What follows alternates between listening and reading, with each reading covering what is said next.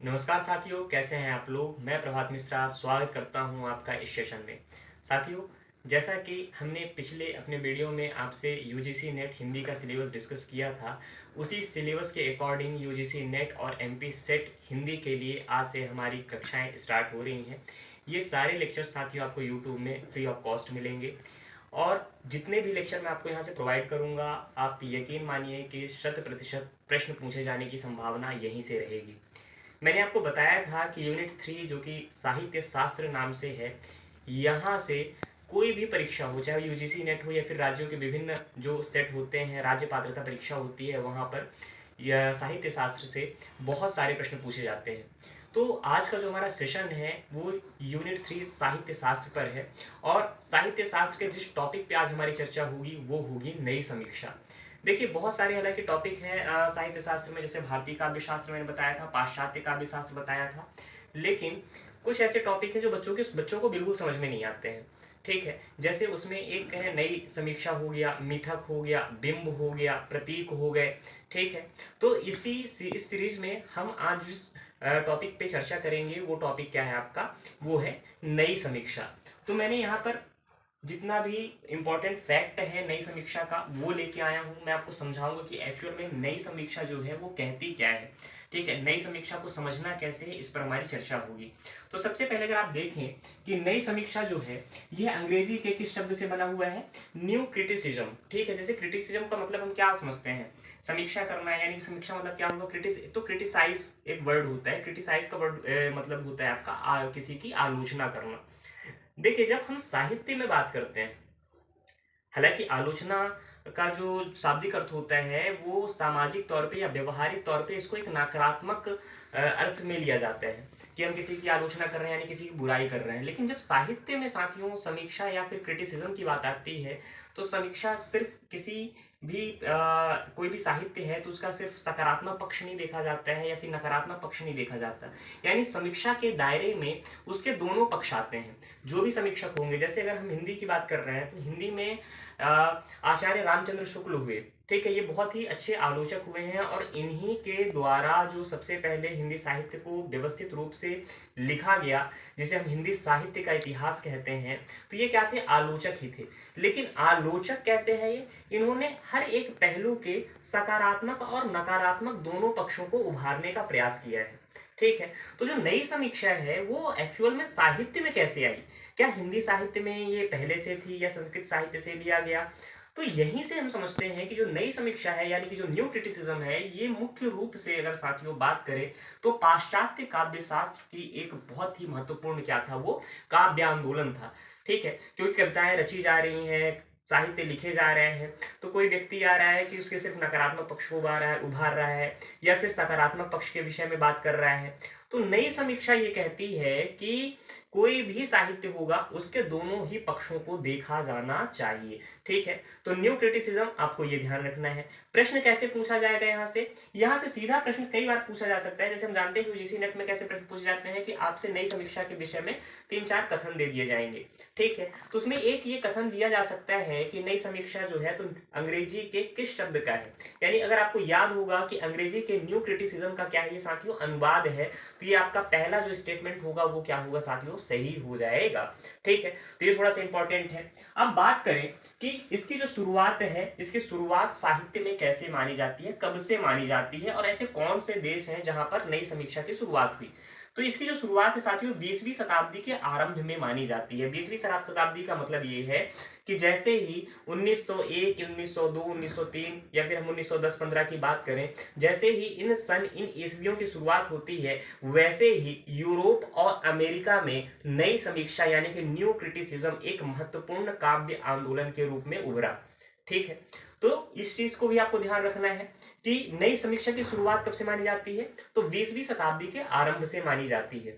किन देशों से मानी जाती है, तो अमेरिका और यूरोप। जैसे मैंने यहाँ पर लिखा भी है कि इंपॉर्टेंट फैक्ट के दायरे में मैंने लिखा कि 20वीं सदी के आरंभ में अमेरिका और यूरोप का क्या है, ये महत्वपूर्ण काव्य आंदोलन है। ठीक है, तो ये भी बहुत ज्यादा इंपॉर्टेंट है, यहाँ से भी प्रश्न पूछा जाता है। और जो राज्य की विभिन्न परीक्षाएं हैं, ठीक है, जैसे सेट हो या फिर टीजीटी पीजीटी, तो यहाँ से तो सीधा वन लाइनर फैक्ट आ जाते हैं साथियों तो इस चीज को आपको ध्यान रखना है, ठीक है। अब अगर बात करें नेक्स्ट फैक्ट की, कि प्रारंभ में जैसे ही कोई नई समीक्षा, जैसे ही ये काव्य आंदोलन आया, तो क्या इसको नई समीक्षा ही कहा गया?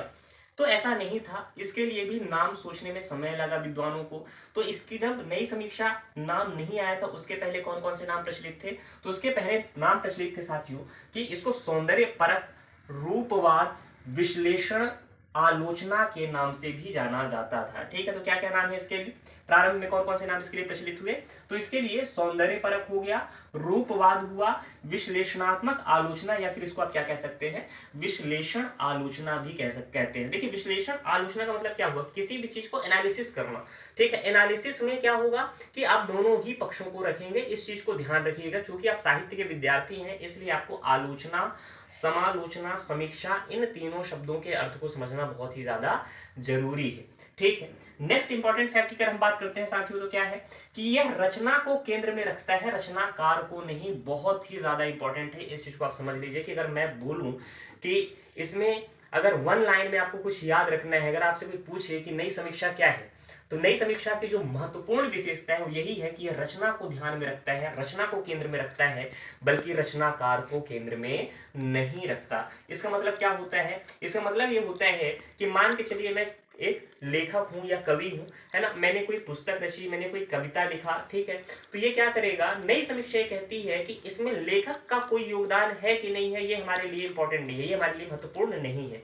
हमारे लिए महत्वपूर्ण ये है कि इस लेखक के द्वारा लिखी गई पुस्तक क्या है ना, यानी वो पुस्तक या वो रचना जो है, वो रचना समाज को कितना प्रभावित करती है, उस रचना की भाषा कैसी है, काव्य शैली कैसी है।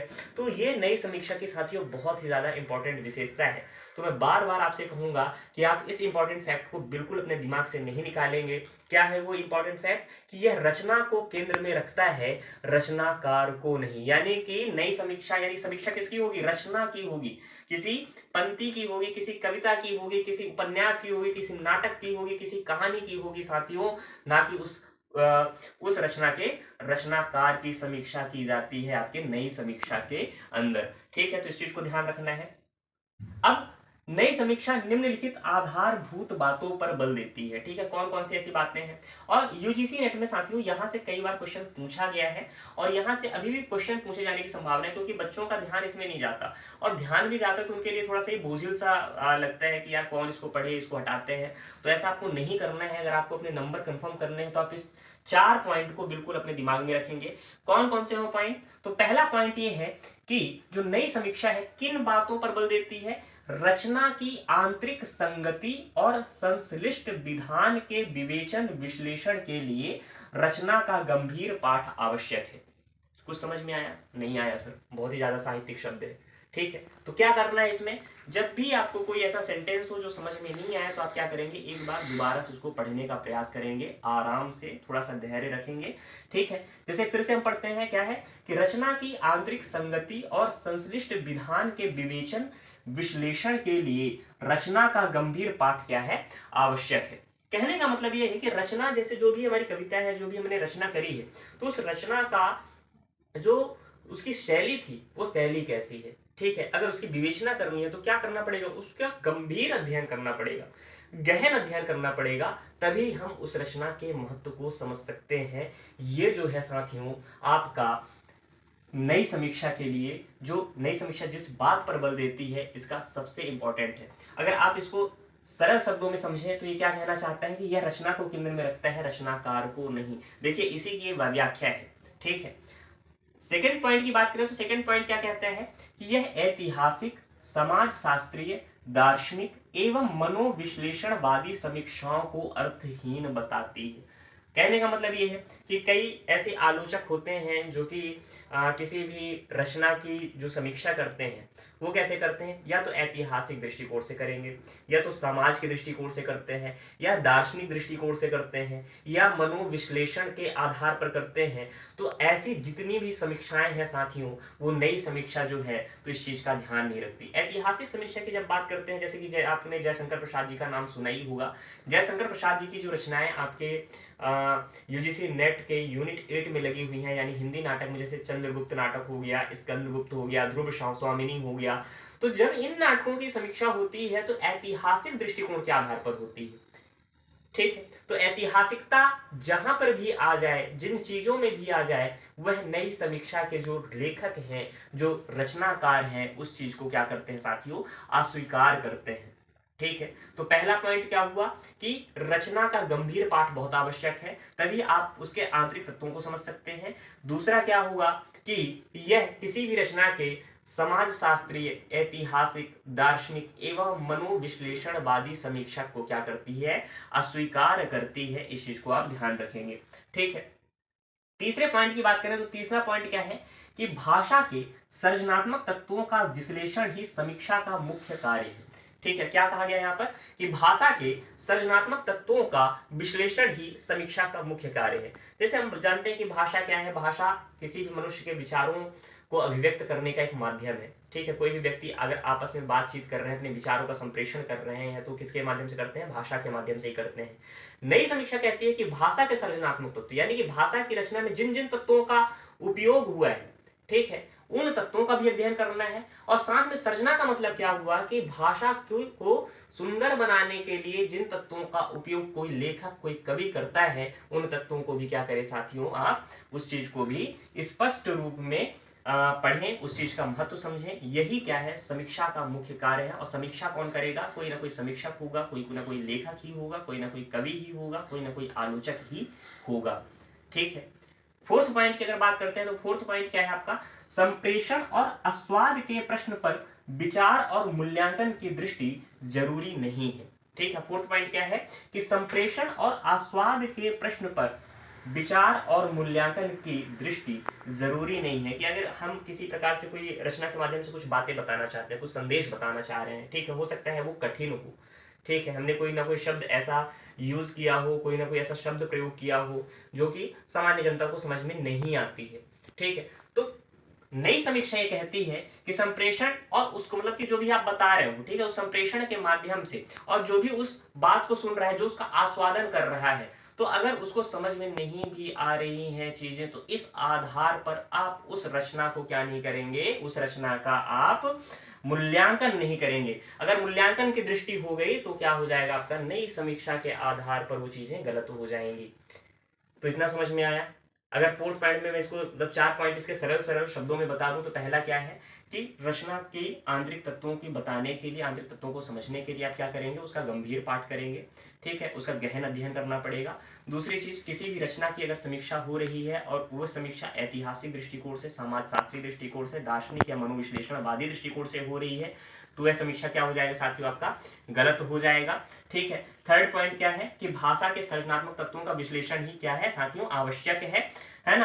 फोर्थ पॉइंट क्या होगा, संप्रेषण और आस्वाद के प्रश्न पर विचार और मूल्यांकन की दृष्टि क्या है, जरूरी नहीं है। इस चीज को आप ध्यान रखेंगे। ठीक है, अब बात करते हैं कि जो नई समीक्षा है, तो नई समीक्षा के जो मुख्य लेखक हैं वो कौन कौन से हैं, तो आपके कौन है साथियों, एक तो एलियट